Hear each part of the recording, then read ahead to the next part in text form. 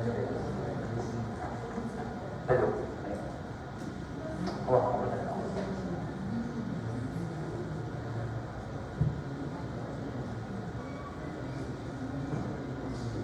So remember, ito naman yung concentration versus time curve ng multiple oral administration. So differentiate natin yung graph ng multiple oral from multiple IV. So yung multiple IV, that would be yung repetitive IV injection. So remember, to obtain yung steady state concentration, need natin ng at least or approximately 4 to 5 half-lives para ma-obtain natin yung steady state concentration.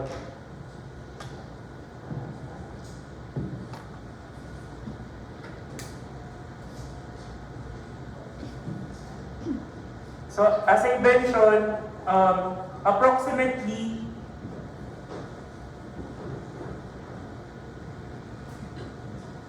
4 to 5 half-lives. Di ba papasin nyo, we have first dose, second, third. Pagdating sa fourth, dito nagkakaroon ng plateau. Okay? So, nag-i-start na siya mag-undergo steady state concentration. 4th, 5th, 6th. Okay? So, usually, approximately 4 to 5 half-lives, you need natin to obtain yung steady state concentration. And remember, yung first difference nila ay, di ba sa multiple IV, okay, at time 0, meron ng quantifiable amount of drug. Unlike kapag multiple oral, remember sa at time 0, wala pang quantifiable amount of drug. Since yan ay multiple oral. Another difference, ma-observe nyo, halos same lang naman yung graph. Pero, anong ma-observe nyo sa mga peak? Ayaw. Hindi ganun ka-sharp. Okay? So remember, blunter or less sharp yung mga peaks na ma-observe natin sa multiple oral. Less sharp. So ano naman yung similarities nila? So for their similarities, so ganun pa naman, for the first few doses, remember, there is still drug accumulation. Okay? And as I mentioned, approximately 4 to 5 half-lives, ma-obtain natin yung steady state concentration.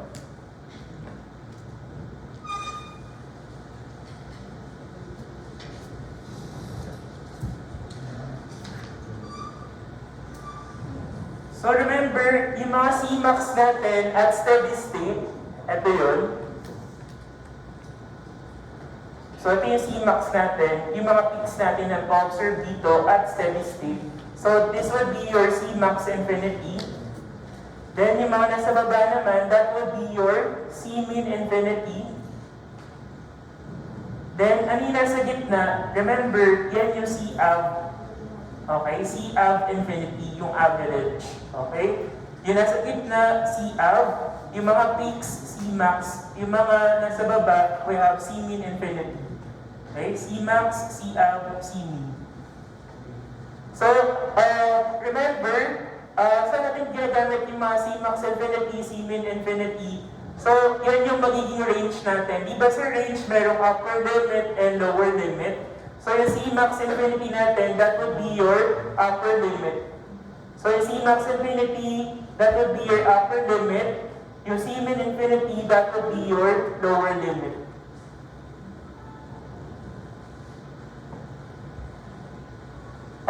Remember, sa multiple oral, kawapitan din natin yung Cmax. Okay? Cmax and Tmax ng first dose. So, babalikan natin yung formula natin sa single oral. Okay? So, kumpitin natin yung Cmax and yung Cmin using single oral. Bakit? Kasi di ba, remember, at first dose, hindi pa naman steady state. So remember, kailan lang nagiging steady state? Approximately 4 to 5 half-lives. So ma-observe siya 4th or 5th doses. Okay? 4th or 5th na dose. So ito yung pinakamahabang formula natin for finals. So for multiple oral dose regimen, so ginagamit natin to compute for the plasma concentration at any given time during an oral multiple dose regimen. So we use this formula. Most ng cycle, hindi kayang i-continuous to, pero may nakagawa na continuous to. Itong formula na to. Okay? So, tatry naman natin later kung kaya ng continuous. Pero usually, pwede naman natin siyang hatiin sa tatlo. Ayan. So, yung small letter N, that would be your number of doses. We have yung tau, that would be the dose interval or dosage interval. Yung big letter F, pakipalitan, that would be your bioavailability. Alin? Alin?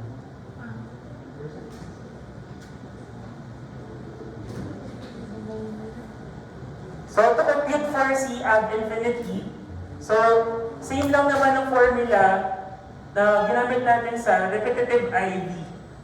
Okay?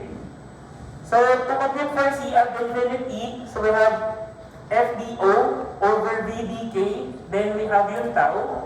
So, remember, kung sa repetitive IV, pwede natin i-omit yung letter F.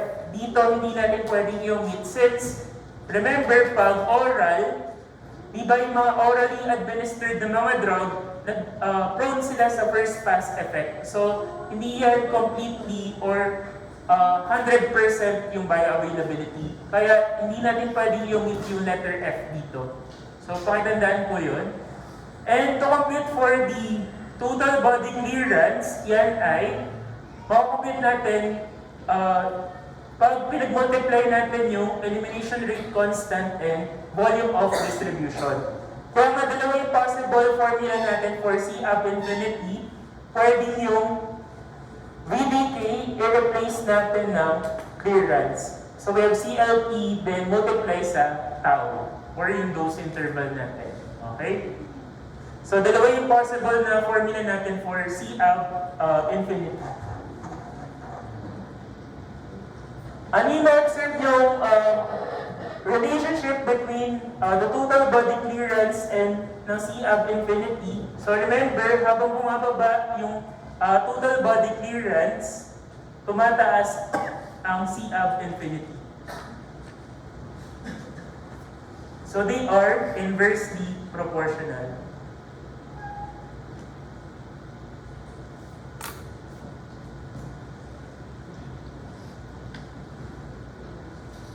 So, paano tayo mag-compute ng Cmax infinity?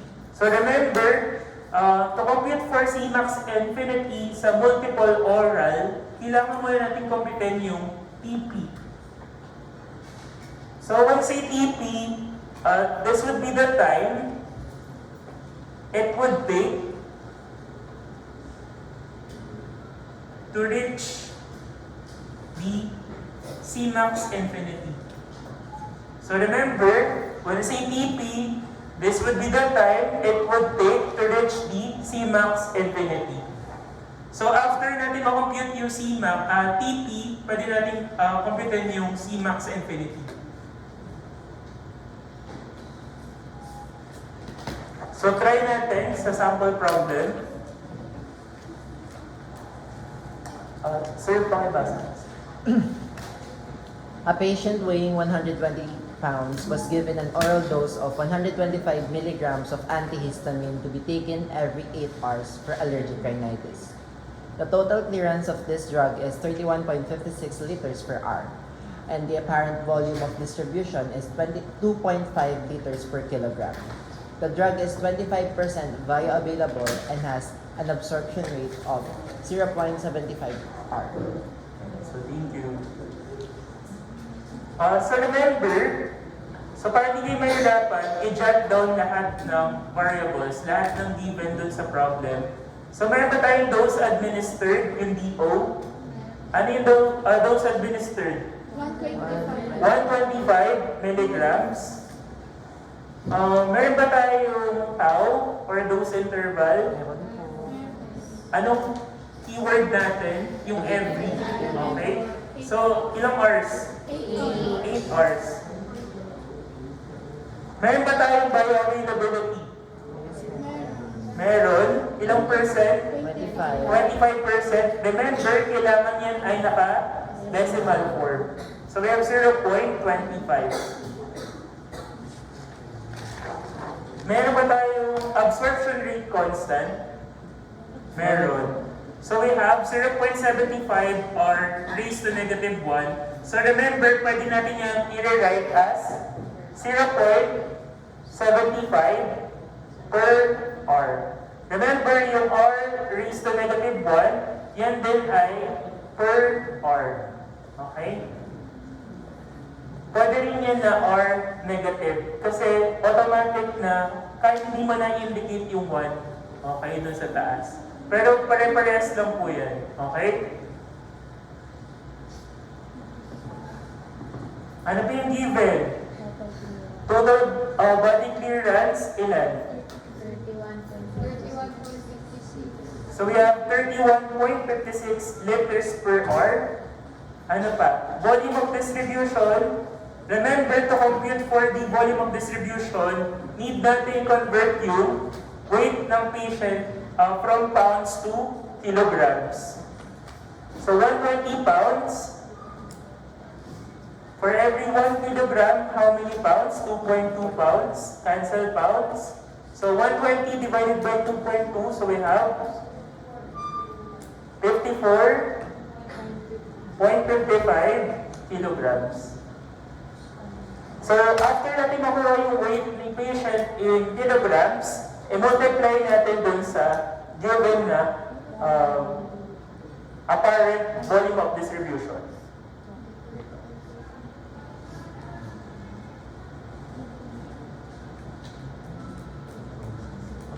So we have 54.55 times 2.5 liters. Ilan po yun? Ilan ang volume of distribution? 136.38. Anong liter? Anong unit? Liters. Kung meron tayong absorption rate constant, meron ba tayong elimination rate constant? Wala. Wala kayo nakita? Wala po. Meron bang half-life? Wala rin. Paano natin kukunin kaya yung elimination rate constant? Sa clean. Doon sa clearance. Remember, di ba kanina, ang formula natin to compute for the total body clearance ay VD times A. So to compute for the rate constant using total body clearance, so total body clearance is equals to VD times A. So divide both sides by VD. So to compute for elimination rate constant, total body clearance over volume of distribution. So we have 31.56 liters per hour divided by volume of distribution, 136.38 liters. So, cancel liters, matitira ay per hour. Kaya ang rate constant natin, ang elimination rate constant ay 0.2. so dapat 4 decimal places 0.2314 per hour. Okay.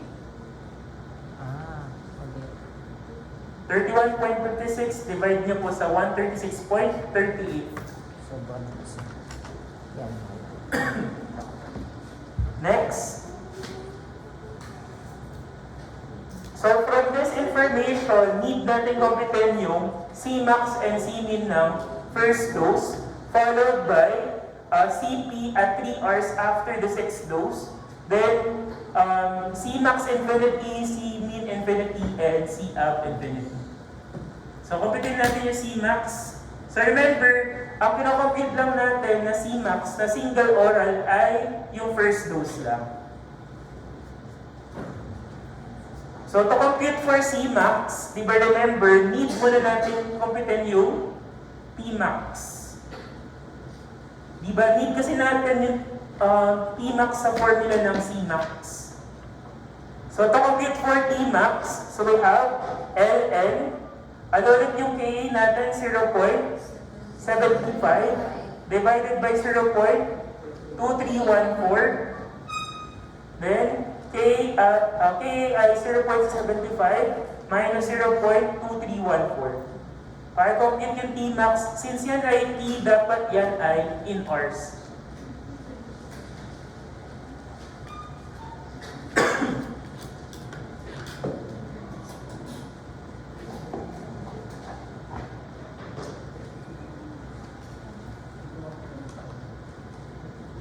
Ilan po yung T max?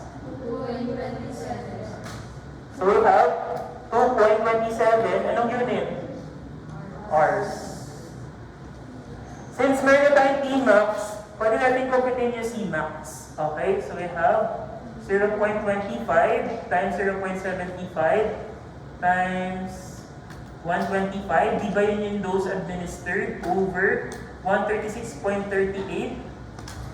Then, ano yung K? 0.75 times K ay 0.2314.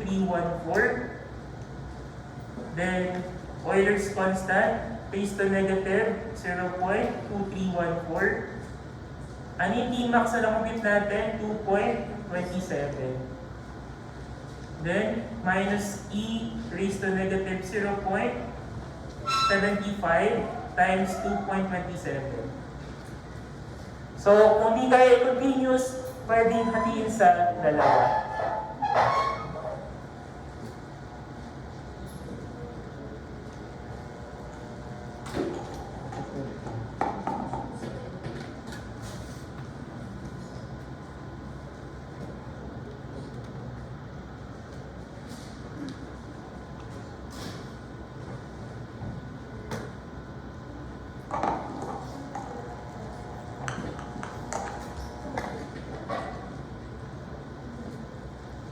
Ano C max? 0.41.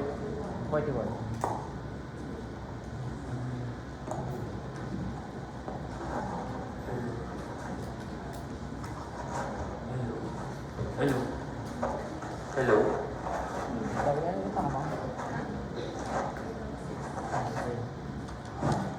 So for this, ano yung computed the C max? 0.41. 0.14. Since yan ay C, concentration yan ay milligrams per liter. So 0.14 milligrams per liter. So meron na tayong C max. Computin natin yung C min. So C min after the first dose. So you have 0.25 times 0.75 times 125 over 136.38, then 0.75. Sir, hindi po ba 0.41? 41, 41, 40. Wait lang.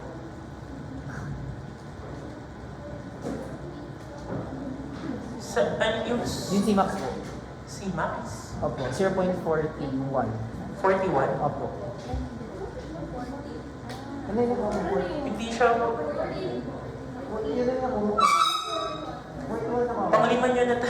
Panglimang section na to eh. 41 po yung nakuha ko. 41 ako ba yan? O, 41. Ano ba yan?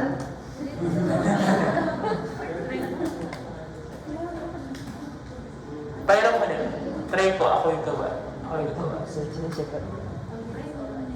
Okay, sir.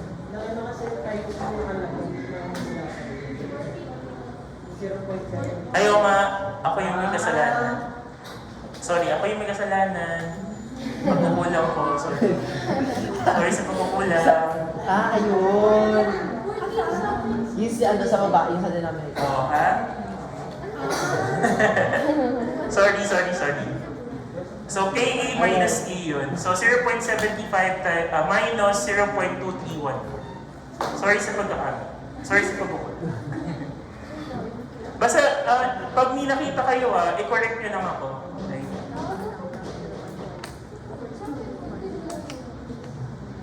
Pag minus mo na, sir, okay na. Okay na po, sir. Okay. Okay na, nakuha na po yung 0.14. Okay. How about yung C-mean after the first dose? So, 0.75 minus 0.2314. Then, Euler's constant raised to negative 0.2314 times dose interval ay every 8 hours. So, 8 minus E raised to negative 0.75 times E.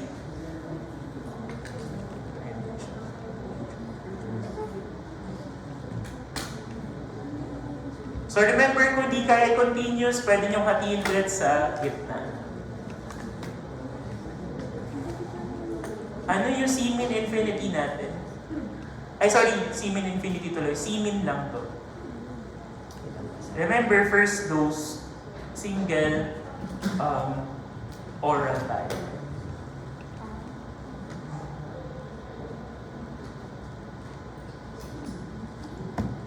Sabayan niyo po yung calculation para napapractice po kayo.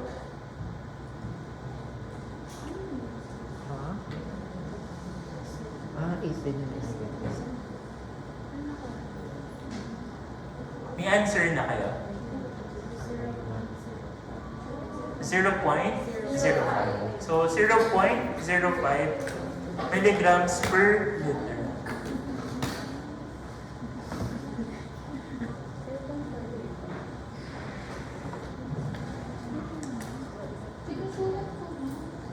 Next, ito yung mahaba. So, pwede nyo siyang hatiin sa tatlo. Walang isa. Ito yung first, second. Kaya yan. Pero kaya naman to kung kaya. Kung kaya nung cycle. Medyo challenging lang siya, pero kaya siya. Pero pwede nyo hatiin sa tatlo. Bumili kita pa hindi ito ba? So, sulat natin. Dami naman. 0.25 times 0.75 times 125 over 136.38 0.2314 minus 0.75. Ito yung una. Pwede nyo computin muna yung una. Then, 1 minus E raised to, ano yung N? Small letter N, yung number of doses. Since yan ay after 6 dose, so ang doses natin ay 6 doses. 6 times 0.75, then, hindi kasha, wait. 6. Negative. Normal lang na maging negative. Bakit kaya normal na maging negative? Kasi K minus KA, mas malaki yung KA kaysa sa KEL or sa elimination rate constant. Anong answer nyo dun sa first fraction? Hindi pa po namin. Negative 0.3314. Kahit 4 decimal pieces, hanggat wala pa tayong final answer.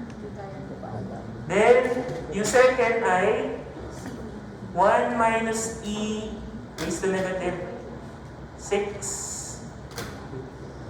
1 minus x negative 6 times 2, 3, 1, 4.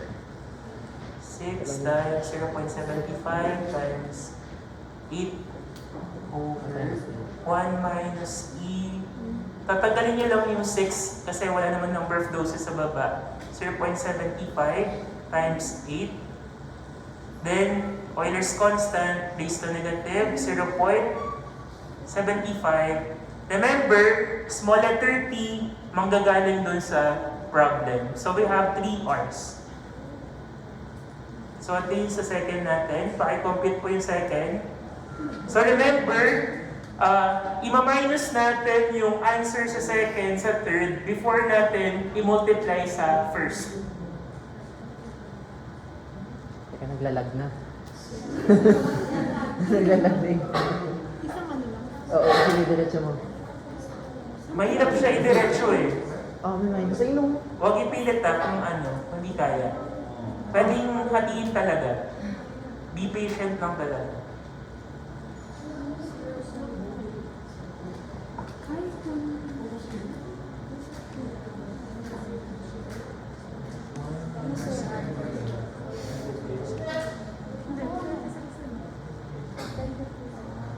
Hindi na kaya. Ay, hindi na talaga kaya. Ano lang, hindi na kaya. Yung iba kaya. Ayun, hindi talaga kaya ng ibang cycle. Ayun. Sad. Close ko rin ba dito? Yung graphic na idadalhin ko. Oh, ano yung sagot mo na doon sa second? 0.1057 minus, remember, ito ay sa second. Yung sa third naman, pakicompute yun sa third. Saan ka ba? Diretso mo ba ito? Saan na ito? Ito na. Minus. Ibababa ko lang. Pagka. Ay, kaka. May nag-continuous ba? Kaya ba? Ayun, sabi ko sa inyo, ayaw niyo maniwala. Graphic calculator. Pero meron doon nakagawa sa isang section meron. May ano yun? May... Depende siguro doon sa function ng cycle. Yung sa akin kumakain. Ito po kay Gracie. Matatapos po. Kaya ng continuous. Ay, same nga. Ay, ano mo yung sagot sa third? Take ko na ng 8. Yung sa third muna, yung hinati natin. 0 point?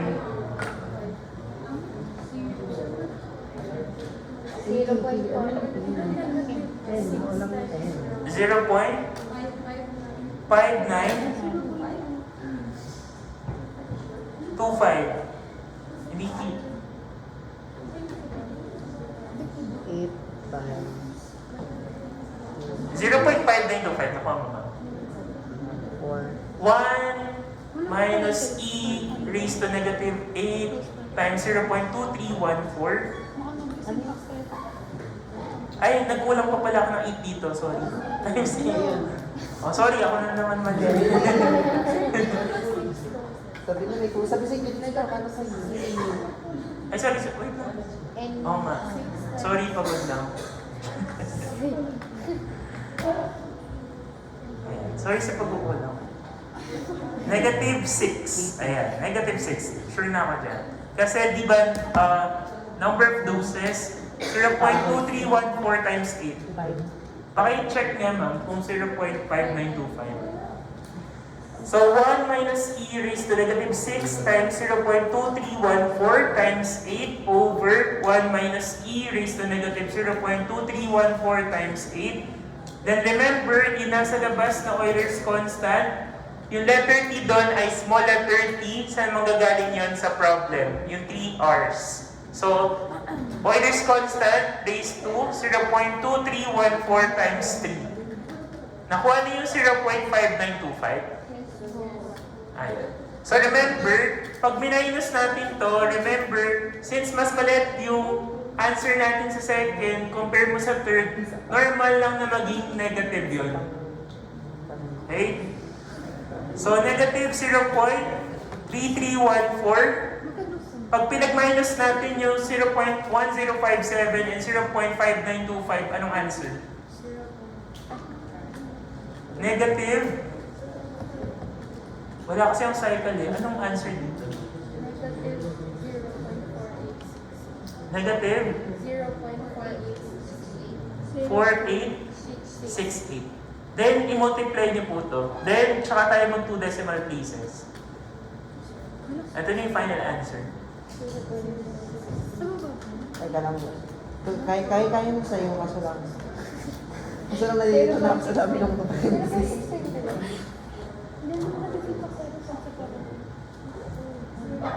Ayun, Sir, ano po yung sagot? 0.1613 po ba? 0.16. Diretso po siya. Kaya? Oo. Hassle lang sa sobrang daming parentheses. Ayan. 0.16 milligrams per liter.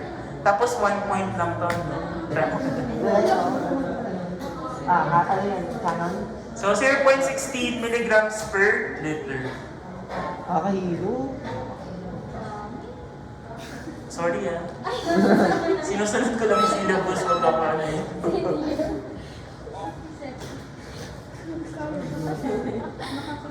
Next na. Cmax infinity ng multiple oral. Remember, need natin yung PP muna na computed. Remember yung ln, yan ay ln natin or natural logarithm yung second expression. Okay, so parang ganito yan. Okay. So, 1 over 0.75 minus 0.2314. Then, ln. Then yung fraction natin, ano yung KA? 0.75. 1 minus e raised to negative 0.2314. Ano yung dose interval? 8. Then, 0.2314. 1 minus e raised to 0.75 times 8.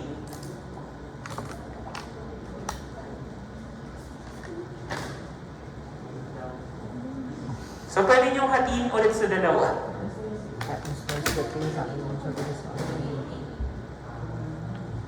Since yan ay TP, small letter T yan ay, it should be in Rs. Rs. Anong TP natin?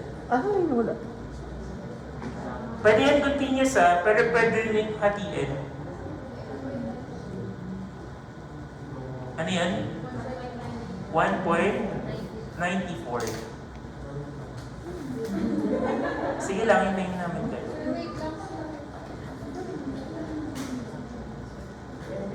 Sige lang. General pala LN bago pang gano'n. Paano din nag-Euler's constant dyan, sir? Yung tapos merong dalawang exponent times. Nakuha mo dyan?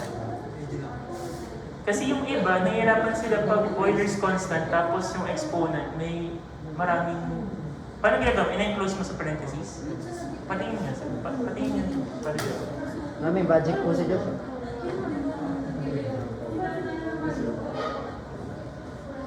Euler's constant din.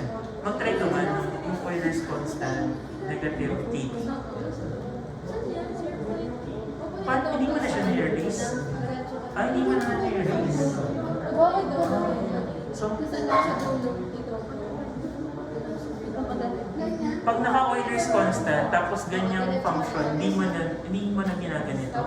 Kaya pala kami nagirapan. Ba't negative? Walang point. Nakuha niyo na yung 1.94? Wait lang po, yung 1 minus e. Tanggalin mo Negative pa sila. Remember, sa ibang cycle, kahit walang parentheses, kasi meron kasi ibang cycle na meticuloso, need nila na naka-enclose. Meron naman na yung ibang fraction, ibang function ng cycle, kahit walang parentheses.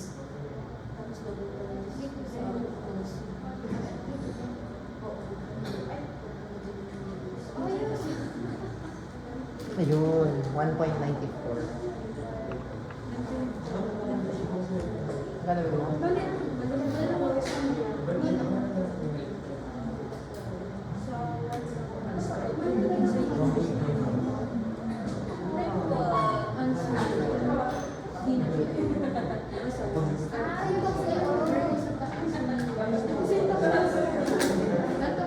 Okay na?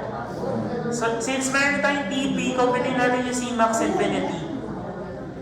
So, medyo bilisan natin kasi baka mag-overtime tayo. 0.25 times, ano yung dose? 125 over 136.38. Then, 1 over 1 minus e raised to 0.2314. times dose interval, then Euler's constant, negative 0.2314. Then yung na-compute natin TP 1.94.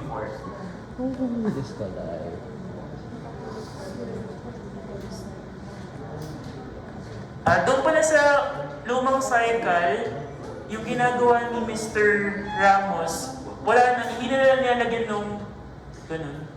Hindi nyo na kailangan i-erase yung exponent. Okay? Doon sa Euler's constant. Pero hindi mo kaya ng continuous, no? Isa-isa mong ginagawa. Saan?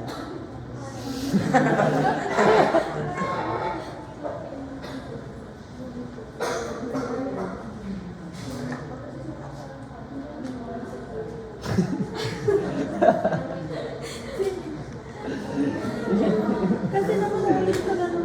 Yung si Max Hindi naman kasi kailangan umulit. Pwede mo namang i-back lang. Pag-syntax sa iyo. Oo, pwede mong i-back yun.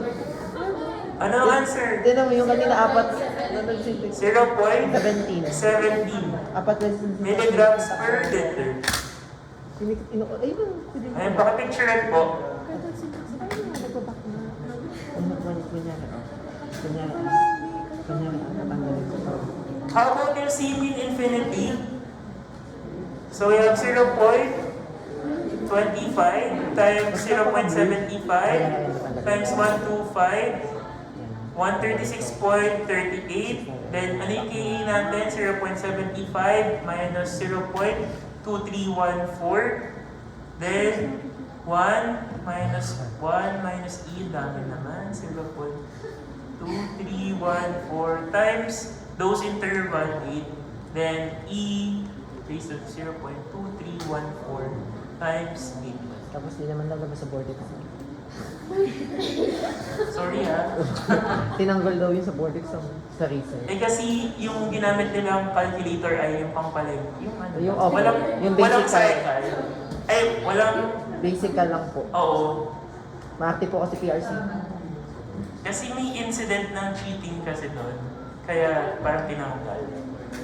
Kasi yung iba, pwede kasi, merong ibang cycle, pwede mag-store ng formula. Apo.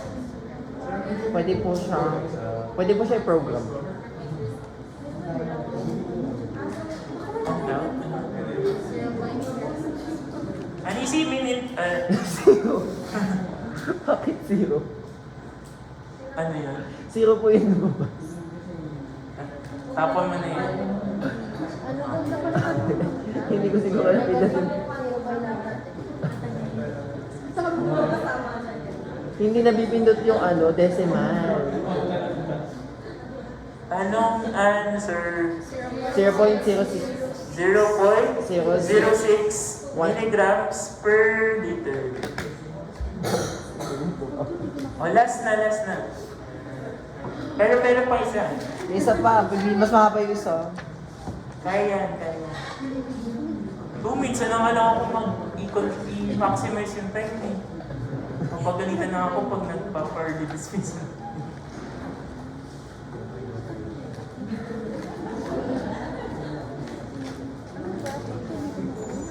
Di tayo mag-overtime. Don't worry. Sana. Last na, yung C of infinity. Bakit natin yung dalawang option? Di ba kanina, dalawa yung possible na formula dito. Since yung VDK, pwede mong i-replace with total body clearance. So, FDO over total body clearance times yung tau natin.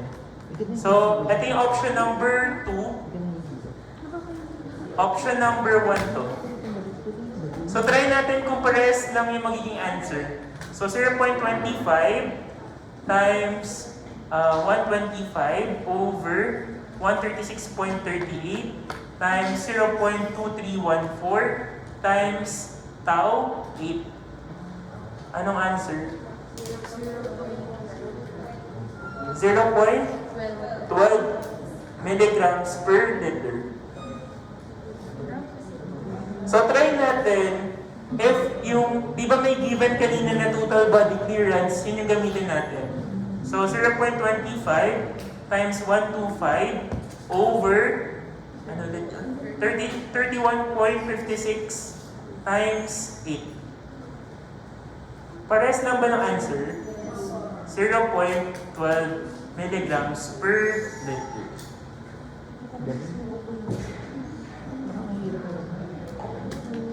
So feel free kung naman yung pinaka-convenient sa inyo.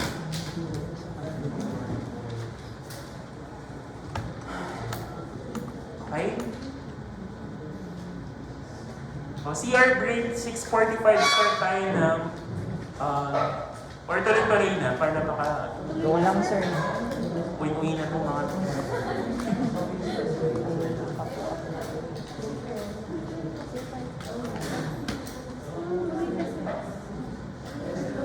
mabilis lang naman ito.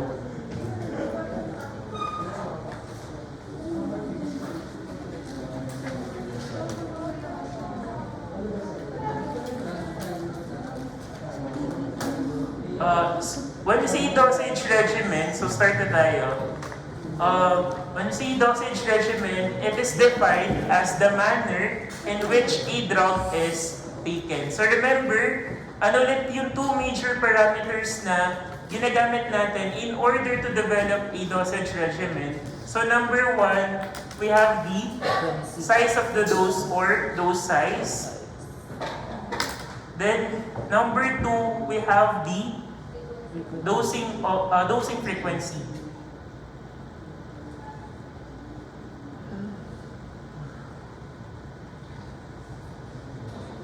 So for the dose size, ang tandaan nyo dito, for the dose size ay the greater the dose size, the greater the fluctuations between the Cmax infinity and Cmin infinity. Pag sinabi natin SS ay steady state. Okay? Yun din yung infinity.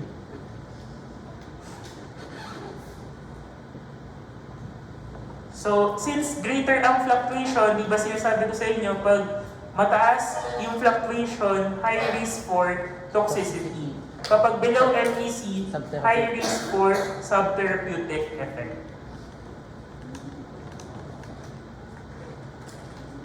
Yung sa OSPE pala, wala pa kasing case. So, nakadepende yun sa case kasi yung lalabas. So, for example, sa OSPE kasi ay, so for example, yung nasa case nyo ay infection, bacterial infection. So, yung mga lalabas na sa biopharmaceutics ay mga drugs. Okay? Mag-compute kayo ng half-life, okay?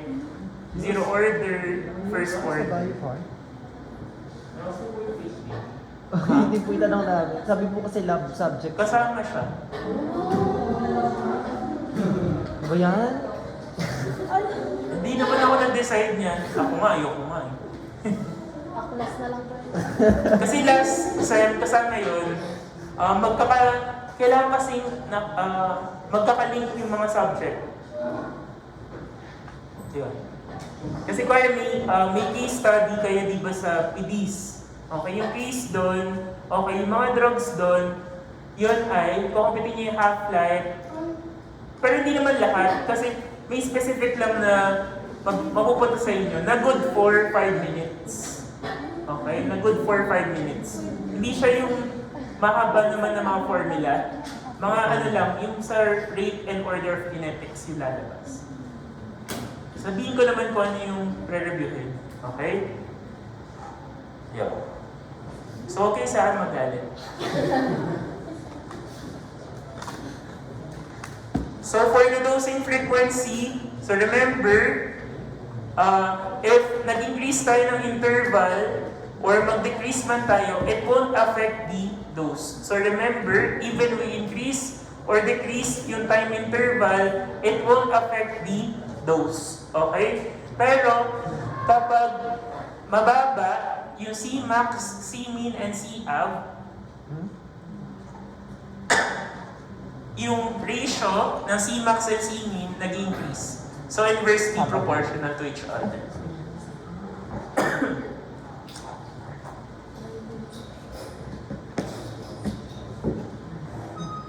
So, for the dosage regimen, meron tayong dalawa. We have individualized and based on population averages.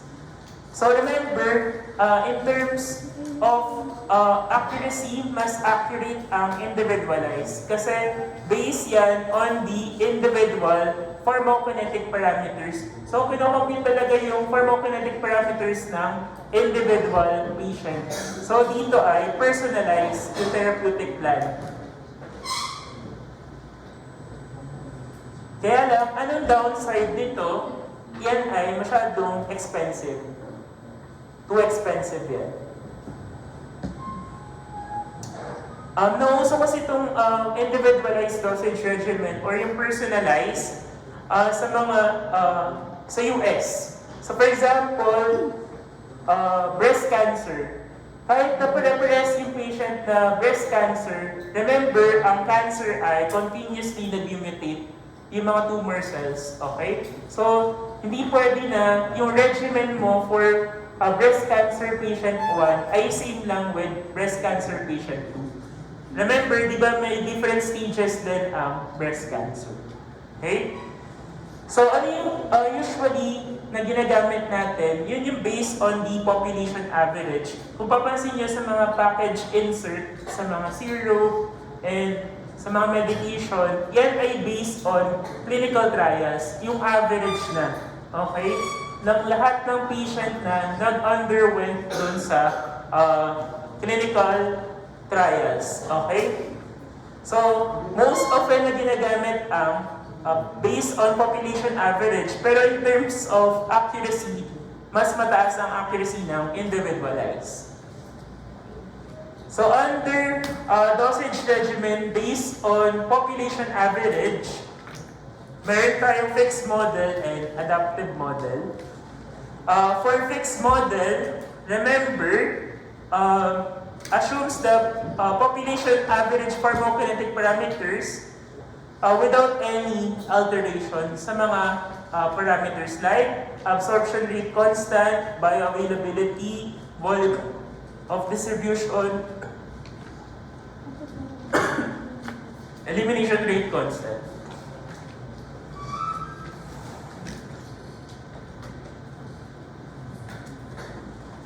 Pag adaptive, gumagamit tayo ng patient variables.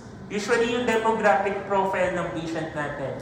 Weight, age, sex, body surface area, and yung known pathophysio ng patient. So for example, yung mga current na disease ng patient natin. So for example, renal and hepatic diseases.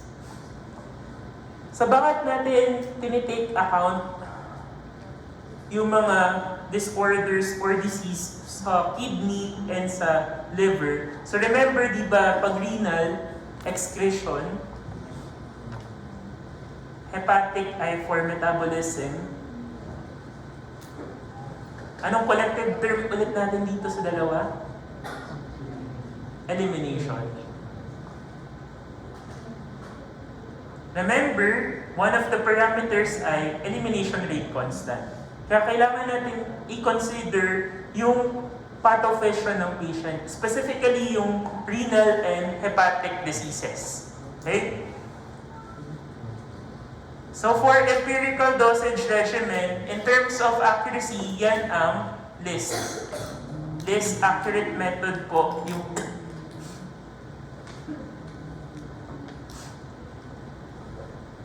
list.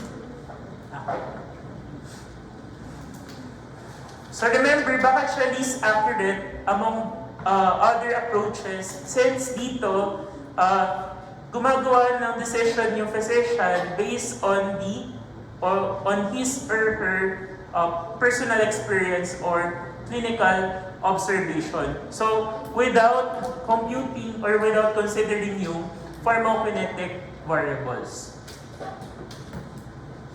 Next. So we have newborn and children. So remember, kapag newborn and children, underdeveloped pa yung mga organs.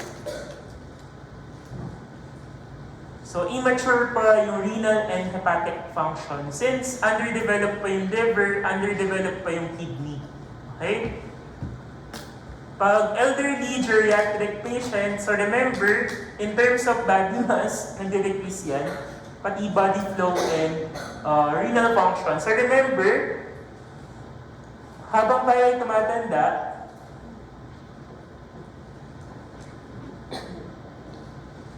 bumababa ang renal function. Okay? So as the age increases, nagde-decrease po ang renal function.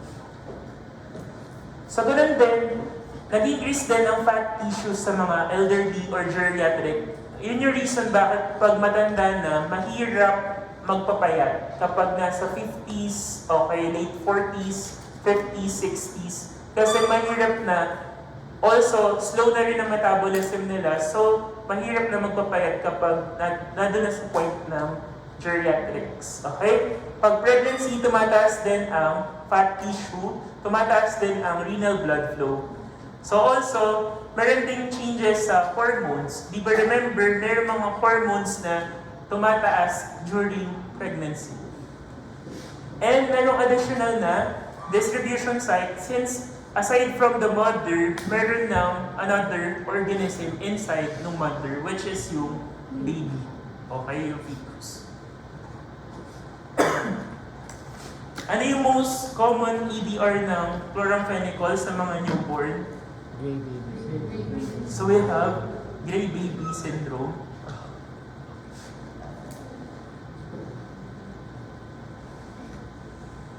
Since yan ay syndrome, okay, ano yung mga manifestation aside dun sa ashen gray coloration? Nung P-ords sinabi ko din to eh. Ano yung pangalawa at pangatlo?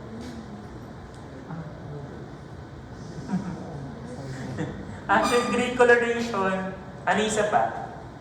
Abdominal distension. Ano yung last? Hemodynamic collapse.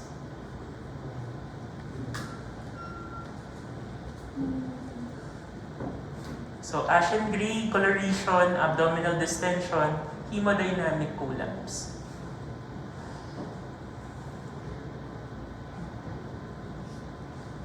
So, remember, kapag neonates baby, ang blood-brain barrier ay immature din, underdeveloped din. So, remember, di ba, kapag maraming bilirubin sa blood, anong tawag ulit natin doon? Hyperbilirubinemia, di ba? Mataas yung, di ba yung bilirubin ay waste product kapag nag-undergo hemolysis ang RBC? Okay? Or yung erythrocytes. Yung bilirubin ay, remember ay, anong kulay? Yellow. Kaya nga, one of the manifestation ng kernicterus ay jaundice. Okay? Di ba yung jaundice ay yellowish pigmentation ng, or yellowish coloration ng skin. Hindi lang ng skin, pati ng eyes. Remember, may blood vessels din sa eyes. Okay? Since yung bilirubin ay makikita mo sa bloodstream, so malaki din yung possibility na magkaroon ng yellowish coloration sa eyes. Kaya nga, ang jaundice ay coloration sa eyes and sa skin. Okay? Ano pa? Pag newborn, remember, bumababa ang gastric acid secretion. Ano ulit yung gastric acid na makikita nyo sa stomach? Yung HCl, di ba?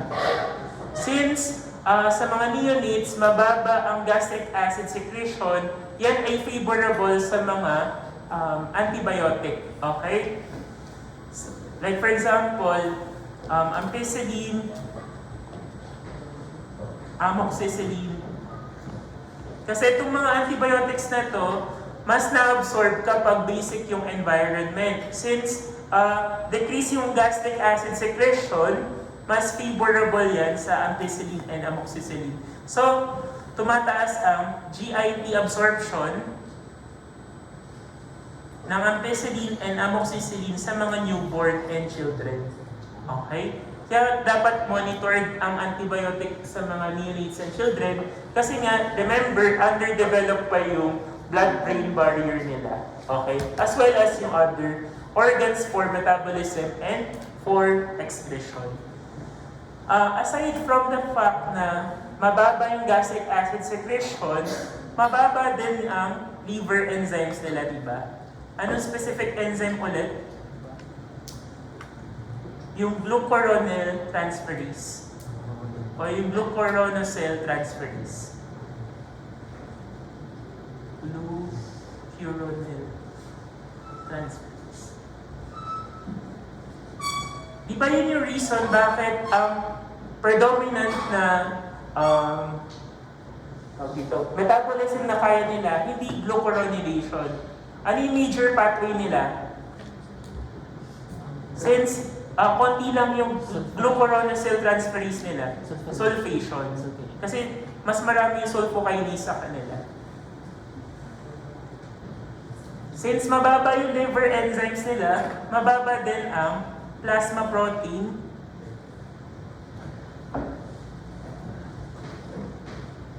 binding.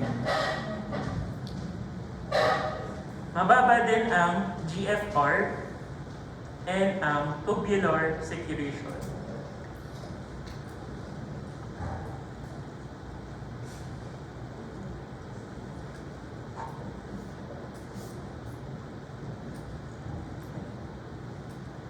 So proceed tayo with nonlinear pharmacokinetics. So remember, kapag linear, it is a phenomenon wherein if nag-increase tayo ng dose, expected natin na yung proportionate siya, okay? Proportional sa pag-increase sa plasma concentration.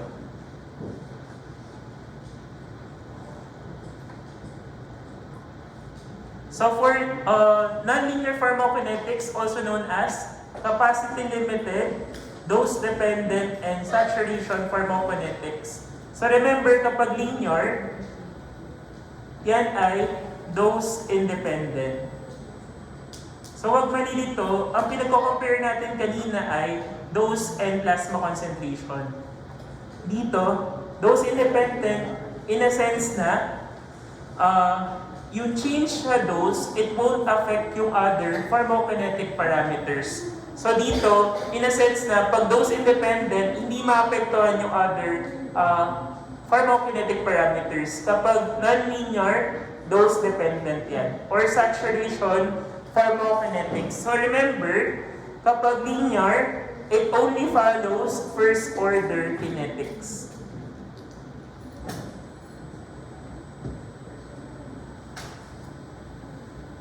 Remember, si non-linear, do not follow first order as the dose increases. So remember, pag non-linear, at low concentration or at low dose, parehas lang sila ng linear na first order. Kaya lang, at high concentration, mag-shift na yung kinetics from first order to zero order. So remember, pag linear, first order lang yung pina-follow. Kapag non-linear at low concentration, first order kinetics. Kapag high concentration, zero order kinetics. So ano yung mga characteristics ng non-linear? So yung AUC is not proportional to the dose kapag non-linear. So inverse lang yan. Kapag linear, proportional ang AUC sa dose.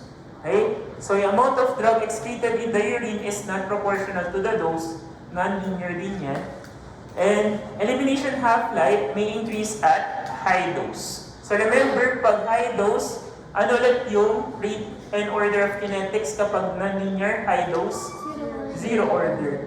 Di ba remember sa zero order, anong tatandaan natin? Increase ang concentration, this will result to increase half-life. Pag zero order. So for capacity-limited metabolism, also known as saturable metabolism, mechanism-10 kinetics or mixed order kinetics. So remember, ito lang din yung sinabi ko, at low concentration, first order ang non-linear. First order. Pag low concentration. Remember, pag first order, pag nag-increase ka ng concentration, mag-increase din ang rate of elimination.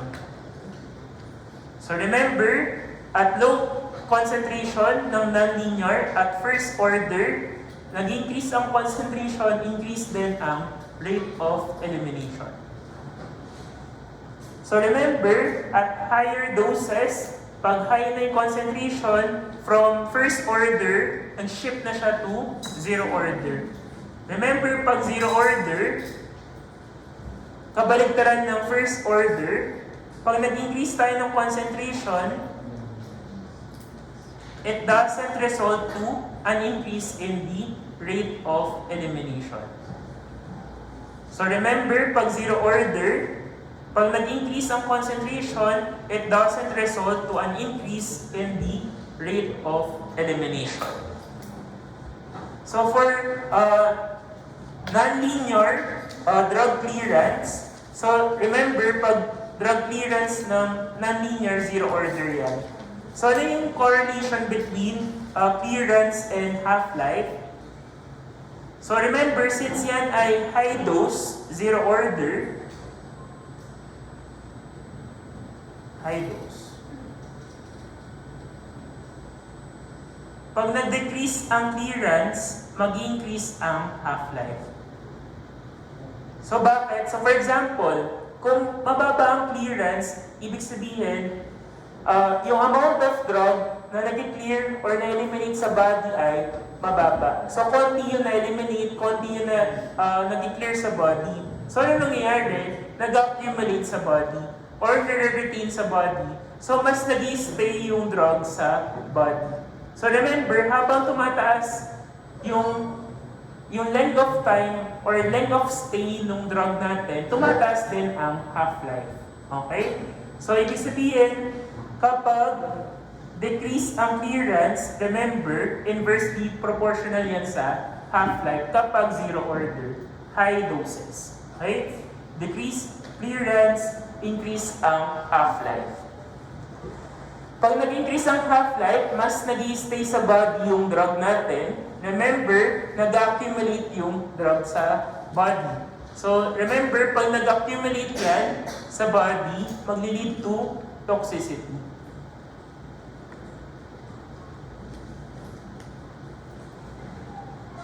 Next.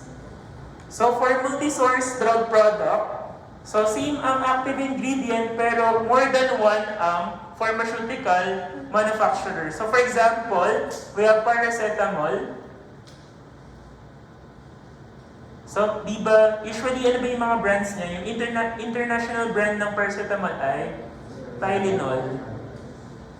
Tylenol, Panadol. Dito sa Philippines, may Biogesic. So remember, pare-pareho sila ng active ingredient pero more than one ang pharmaceutical manufacturer. So for example, paracetamol. Paano kapag single source? Pag single source drug products, remember, yan ay makikita niyo sa mga newly invented na mga drug. Diba sa drug delivery system, napag-aralan niyo ba yung clinical trials? Yung phase 1, 2, 3, 4, then yung pharmacovigilance or yung post-marketing surveillance. Remember, pag mga newly invented na mga drug, di ba tumatagal ang drug discovery or drug development ng mga roughly mga 20 years. Okay? So remember, kapag newly invented na yung drug, naka-release na sa market, so pwedeng mag-apply yung manufacturer ng patent. So remember, pag nag-apply ng patent and nag-grant siya ng patent, magkakaroon siya ng exclusive rights. Ano yung mga exclusive rights na to? So siya yung magiging sole manufacturer ng newly invented na drug. So remember, anong purpose nito? Para makuha niyo yung ROI, yung return of investment. Okay? So usually, nag-expire ang patent ay after 20 years. So after 20 years, pag nag-expire na yung patent, remember, pwede nang mag-manufacture na ng yung ibang drug company nung drug. So remember, bakit nagiging cheaper yung mga generic drug? Hindi lang dahil sa pag-branded, puro advertisement. So one of the reason bakit cheaper ang generic drug is since nag-expire na yung patent ng sole manufacturer, so hindi na siya mag-undergo pa ng preclinical or ng clinical trial since meron ng data yung sole manufacturer. Since meron na siyang data, hindi na siya mag-undergo doon, so na-expedite yung process, mas konti yung expenditure ng other manufacturer. So yun yung reason bakit mas mababa yung price ng generic compare mo sa branded. Okay? Hindi lang dahil doon sa advertisement. Pag pharmaceutical equivalent, same ng active ingredient, same ng salt form, same ng dosage form or strength, same ng route of administration, same ng content uniformity. Pag pharmaceutical alternative, same ng therapeutic moiety, same pero nagdi-differ sa salt form and strength and dosage form. So the examples natin ng pharmaceutical equivalent. So we have paracetamol, 500 mg tablet.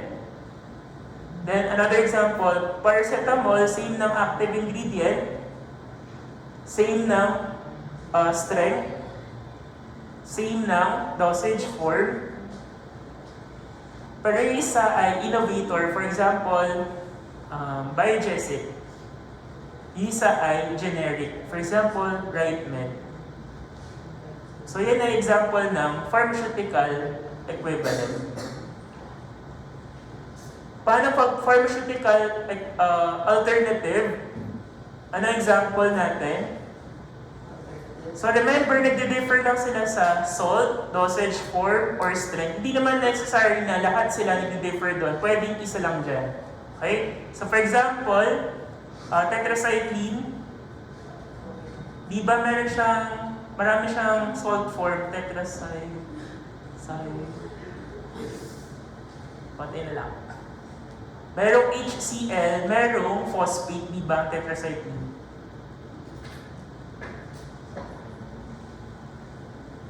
Pareha sila ng strength, pareha sila ng dosage form. Pero saan sila differ sa salt form? Okay? Another example, quinidine sulfate. Yung quinidine sulfate, pareha sila ng dose, pareha sila ng salt form, pero saan sila nagkaiba sa dosage form? So 200 milligrams. Pero yung isa ay tablet, isa ay capsule.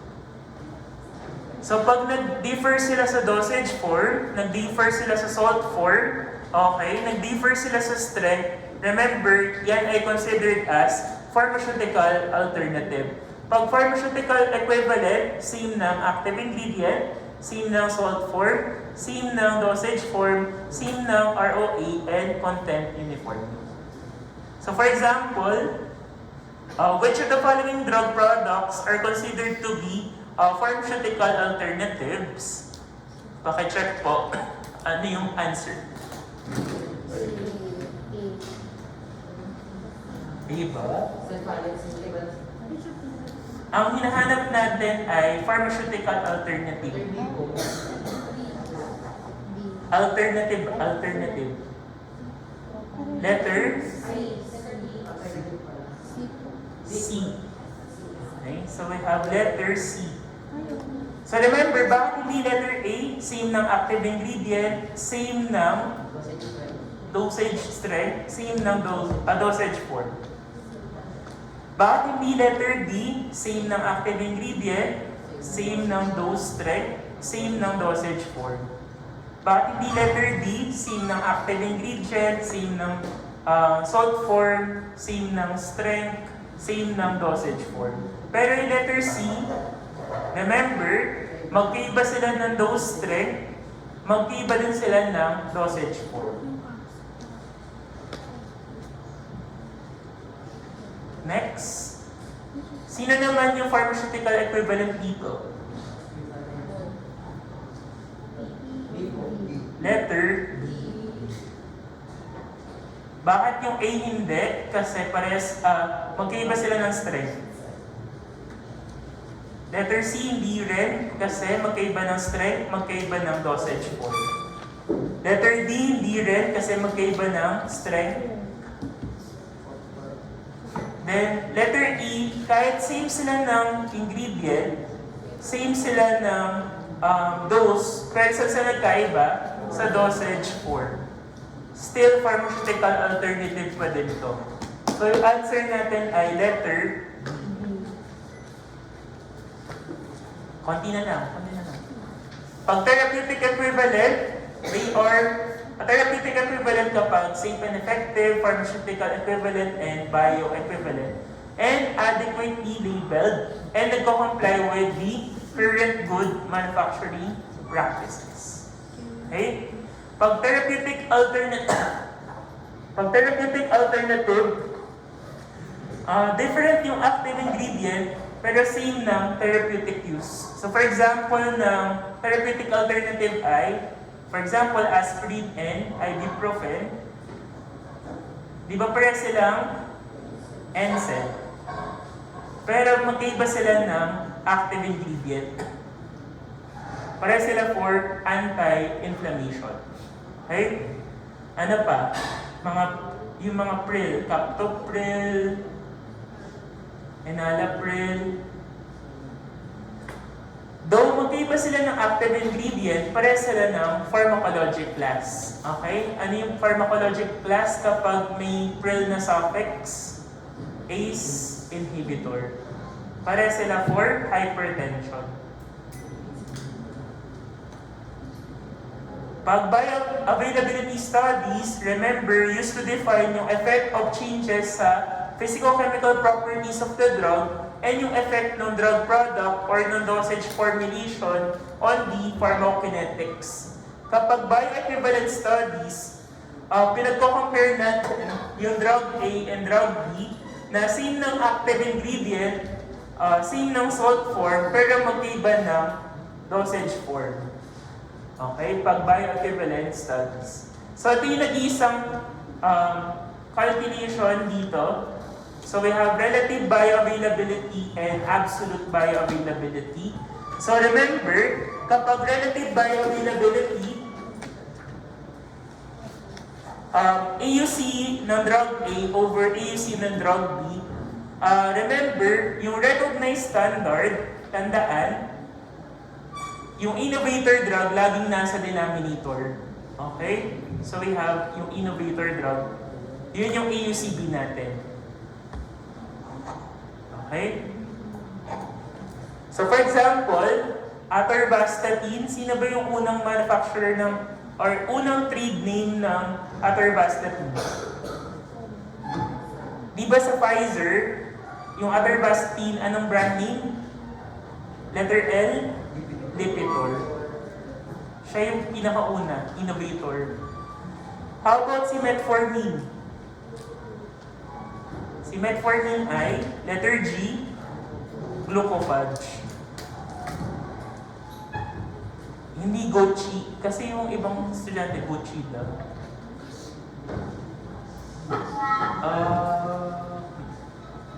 Pag absolute bioavailability, remember, yung nasa taas is yung mga extravascular route.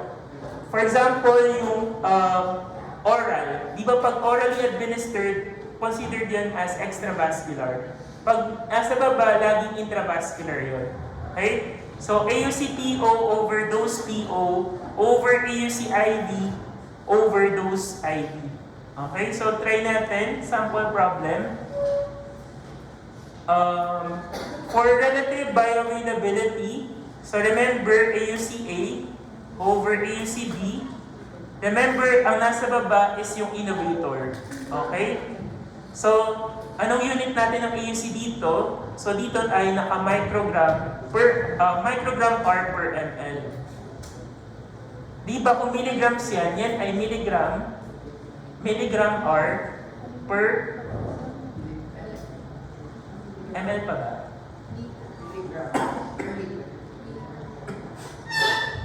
So, remember, pag relative bioavailability, so yung AUC-A, yung generic sa taas, yung nasa baba is yung innovator. So we have 89.5 microgram R per ml over 86.1 microgram R per ml. So ano pong answer? Remember, since ma-cancel yung unit ng AUC kapag relative bioavailability unitless. So, 89.5 over 86.1, so we have 1.04. Kapag absolute bioavailability, hindi natin kino-consider yung innovator. Ang main concern natin is yung oral tablet na generic versus yung IV. Okay? So we have, nasa taas yung extravascular, nasa baba yung intravascular. So, 89.5 divided by 500 yung dose niya over, so we have 37.8, di-divide natin sa 100. So we have 0.47. So, still unitless din kapag absolute bioavailability. So, ano yung mga methods natin of assessing bioavailability? Pag plasma drug concentration, meron tayong 3 parameters, Tmax, Cmax, and AUC. Pag urinary drug excretion, acute pharmacodynamic effect. Pag Emax, that would be your maximum effect. Yan din yung peak pharmacodynamic effect. Makikita nyo din yun sa next slide. Pag clinical observations, yan yung mga well-controlled na clinical trials. Then in vitro studies, under in vitro, so we have drug dissolution. So isa-isayin natin. So for plasma drug concentration, ito yung most direct and objective way in determining the systemic drug bioavailability. So pakitandaan yung parameters na under plasma drug concentration, meron tayong 3. Tmax, Cmax, and AUC. Ito lang din yung mga definition na diniscuss natin nung grade. Paano kapag indirect? Kung ito yung most direct, yung indirect natin is yung urinary drug excretion. So remember dito, nagko-collect tayo ng urine sample. Okay?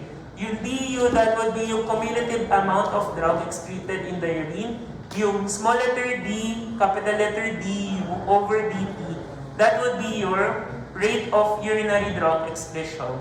The small letter T, that would be the time for the drug to be excreted. So remember, very useful to in bioequivalence studies.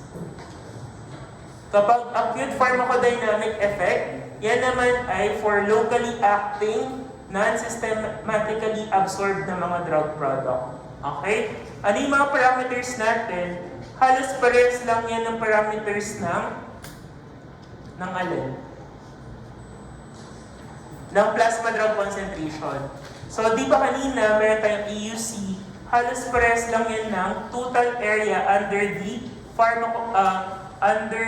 the acute pharmacodynamic effect time curve.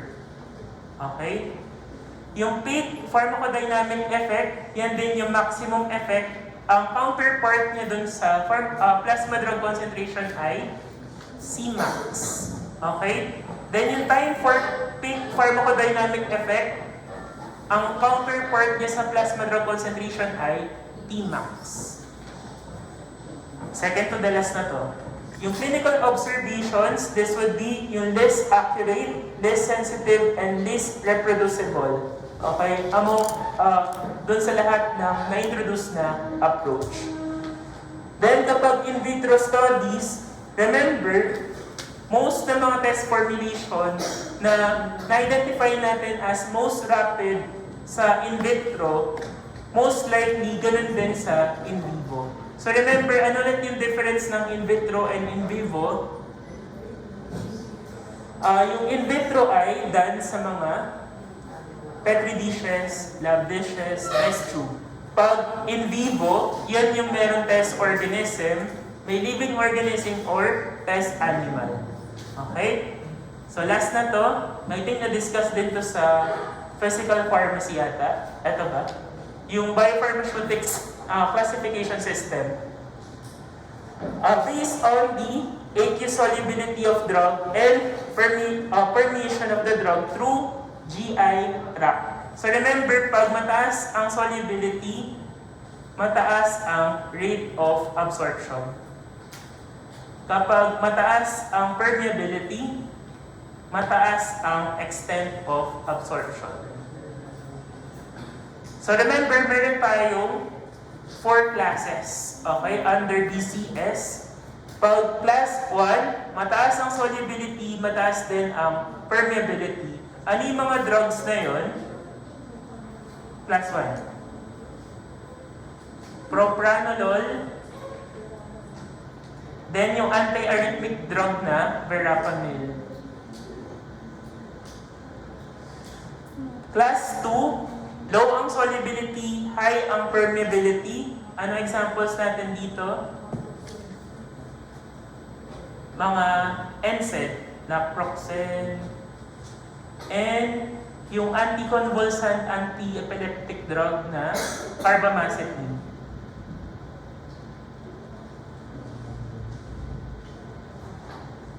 Class 3, high ang solubility, low ang permeability. Anong examples natin? Yung mga histamine 2 blockers. Di ba yung mga histamine 2 blockers ginagamit natin for ulcer, for hyperacidity. Anong examples nun? Ranitidine and cimetidine.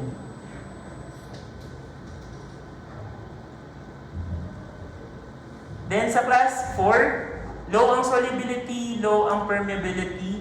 Ano examples natin dito? Mga diuretics. For example, ano yung diuretic natin? Furosemide. And yung most common na thiazide diuretic ay hydrochlorothiazide. So that concludes our topic for tonight. So last na to. So tapos na lahat. Wala nang kasunod. Since wala tayong pasok ng next week,